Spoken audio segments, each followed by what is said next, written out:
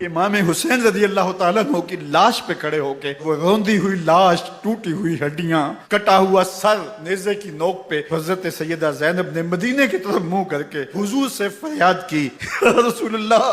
اے پیارے آقا، یا جدہ ہو، اے ہمارے نانا محترم، یہ دیکھیے آپ کا حسین پڑا ہوا ہے۔ حضور آپ کی اولاد کاٹ دی گئی، اور پھر کہا بناتوں کا سبایا، حضور دیکھیے آپ کی بیٹیوں کے ہاتھ باندھ دیے گئے ہیں، اونٹوں پہ کس دیا گیا ہے، سرے شہیدہ آگے آگے چل رہے ہیں۔ راستے کے اندر ایک جگہ آئی اور ان کو اتارا گیا۔ ایک خاتون آئی، اس نے کوئی کھانا پیش کیا ان کو اور کہا کہ میں کسی زمانے میں سیدہ فاطمہ تو زہرا کی نوکری کیا کرتی تھی، اس وقت سیدہ کی گود میں ایک 6-7 ماہ کی بچی تھی جس کو زینب کہا کرتے تھے۔ تو سیدہ زینب نے کہا کہ اماں اگر پہچانتی ہو تو وہ بدنصیب سے